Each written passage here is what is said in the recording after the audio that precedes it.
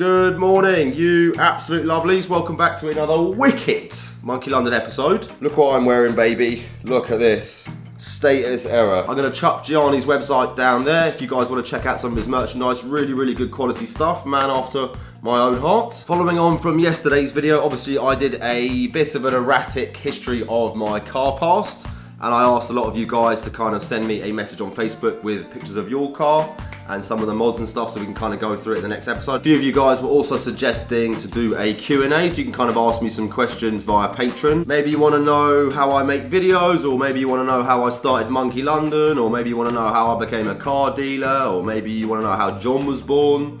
Yeah, feel free to chuck any things below. Check out my slippers, baby. They are absolutely gorgeous. A lot of you guys have been saying I should probably do some Monkey London version. I could possibly try and do them, but I'm going to need to see if I can get a better quality ones, because end of the day, if you buy them and 2 weeks down the line they start fraying, you're going to be pissed. Quick little look at where the sim is at now. That's actually my Monkey London Discord, which you can access via my Patreon. So yeah, you can literally talk with me live, and we also do live chats as well. So sometimes I go in the live chat and you can actually speak to me physically with your voice. Today we're going to be doing Meehan with some of the lads on Patreon. I'm actually going to be using some, well, not different gloves, but these are basically a sample I have made just to try and kind of ascertain how good the wear capabilities are and how sort of what the longevity is like and how long they're going to last. And I've been using them on the sim now for about over a month, and as you guys can see, they're still pretty sick. This isn't going to be the final colour or the final design. Check out that beautiful goat leather suede. We're going to be jumping onto Meehan, which is a very famous Japanese track, and I'm probably going to be trying out this JZX100 Mark 2 from World Drift Tour. It's about 531 horsepower, 764 Newton meters. I'm not sure on this car, I've never actually driven it. If we can't kind of get on with it today, I'll probably revert back to some of the lower horsepower cars just to kind of sort of carry on so we can get some drifting done. One thing I've actually yet to sort out is the pedals. I've lubricated them up as best as I can, but they do still squeak quite loudly. What I'll probably do is when I'm actually drifting, I'll turn the mic off so you guys obviously can't hear all the pedals squeaking. Once I stop, I kind of put the mic back on and have a chat with you. It's not really the end of the world for me because obviously I've got headphones on and stuff, and the squeaking isn't actually very loud. Obviously with a super sensitive microphone like this Shure SM58, it picks up pretty much everything. Don't forget my website is still running. I've got loads of stuff in stock. I haven't got a huge amount of t-shirts, but I've got loads more coming in. I've got the jumpers coming in. Massive thanks to you guys who did the pre-release, unprecedented with the amount of support. Really appreciate it, and the jumpers are going to be, like I said, absolutely next level. 31 or 32 left once the order comes in, so very limited numbers. Yeah, like I said, once they're gone, they're gone. I will get new stock later in the year. Needless to say, if you do want to buy a sick jumper, check out my website. Look at these as well, guys. Oh, cage laser, aluminium, Monkey London key tags. That's one of them. Laser etched onto aluminium, and then they're anodized. John one, Monkey.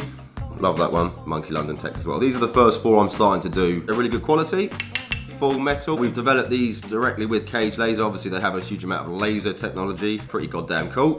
I'm not sure if I'm going to be able to get these until after all these kind of shenanigans calm down, but I'll speak to Cage in the next few days and see if I can try and get the order in. Interesting fact as well for the day, Japanese magazines. Did you know that they actually go the opposite way? So they kind of read backwards, as you'd say in a Western world. Starts this way, go the other way like you would in a magazine in the UK. It's actually the back. That's what it looks like. Pretty cool. So I can't speak Japanese, but you can kind of look at the pictures and get a rough idea of what's going on. But I love the way they present everything. It's always very colourful and very fun and lots of pictures. Obviously I've grown up, reading these kind of magazines and being obsessed with Japanese cars and Japanese car culture. The level of detail as well with some of these parts, over the years they really have gone to town, like developing as many things as you can for drifting. Here are some of the new Monkey London decals or slap stickers that I'm going to be bringing out as well. I'm actually going to be printing these with a sparkle effect, so all of the colours are going to have sparkles all over them, so they're going to look really sick. A little bit more expensive than my normal stickers because obviously the sparkly vinyl is quite expensive to buy. 6 colours, 50 of each, and they're going to be limited edition as well, so once they hit the website, make sure you do a buy. Obviously for a lot of companies like myself, a lot of self-employed people, this is going to be quite a sort of testing time.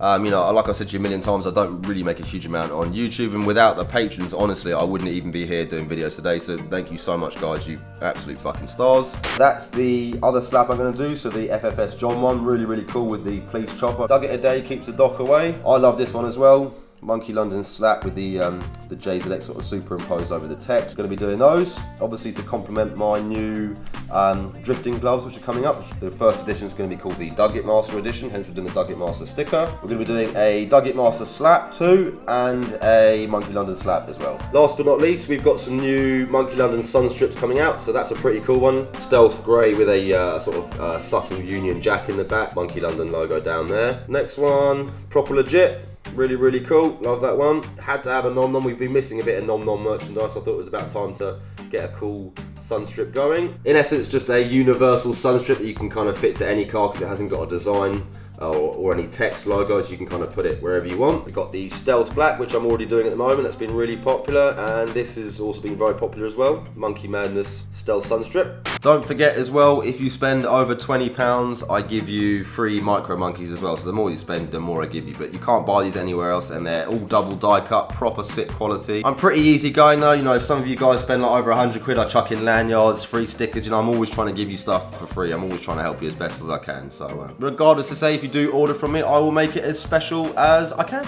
You also get one of these as well. Very, very cool card. I can't spin it over because you'll see my discount code. But yeah, if you get one of these, you get a 5% discount off your next order as well. So very nom-nom. That's the current stuff I've got coming out now. Obviously, we've got the Dug It Master drifting gloves coming up, which are going to be absolutely next level. Hats, I still haven't finished with my hat production. I'm having a nightmare. I just haven't been able to get the sample exactly how I want it, but I'm still working with the guys, and I'm getting there. I've paid for the hats as well, which is frustrating. It's quite a few £1,000s, but I will keep trying, and I will get them out as quick as I can. Add to that, I've got new t-shirt designs coming out, more hoodie designs coming out. Like I said before, the hoodies are massively expensive. If you realise the cost price, they're actually more than what most people are retailing their hoodies for, what I actually pay myself. Once I've got those in and we've sold all the classics, I'll start to develop new designs as well. I've got 4 new key tags in the making. I'm going to be doing some new lanyards as well, 4 new banners. I've got my man also doing a new RX-7 design, so a really sort of big piece, which will probably take him a good couple of weeks to do, but it'll be really savage when he's done it. Ah, my beautiful GG. I always have her on me desk. A massive thanks to me mum, who very kindly donated us our new bread bin. This is Percy Pot, and this is Bert the Bamboo. It's looking absolutely fabulous as always. This is Simon the Stream Deck, absolute idiot. Best to kind of use shoes. You can use your bare feet, but obviously these pedals are like literally like racing pedals, so you're probably gonna knacker your feet. The only thing I need to probably get adjusted is the handbrake positioning. They deal with top level, I mean you're talking top level F1 drivers, WRC drivers, and little old me, but originally these simulators weren't really intended for, well obviously you can drift with them, but they didn't have a position for the handbrake, so Vesarosim very kindly made me this lovely little bracket. The only problem I do find is that when I'm trying to skid with my hand down here, with the glove on, it's kind of a little bit too fine, the gap's a bit too small. At some point I think we're going to try and see if we can somehow reduce this bracket down or make it a little bit slimmer, just to give me a little bit more room for my hand there. Needless to say, the handbrake has been absolutely beautiful. It's a really, really good bit of kit, this, and yeah, much better than the Fanatec one that replaced it before, which did actually break a couple of times.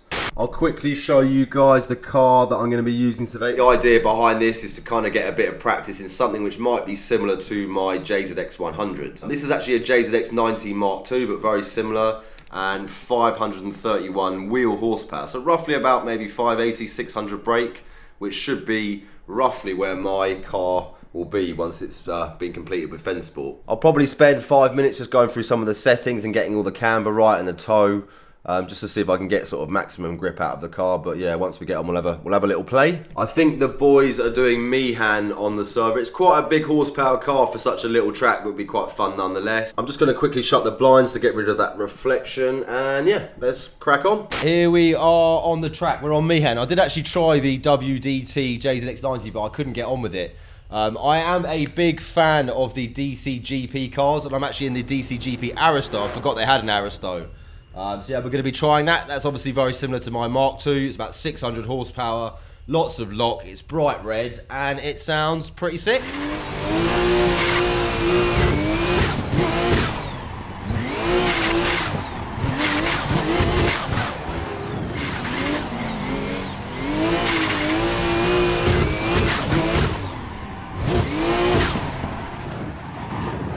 The one thing I've really noticed is obviously the weight. I'm kind of used to using the BMW E92 on DCGP and some of the sort of lighter cars. Obviously there's a lot more weight behind this car.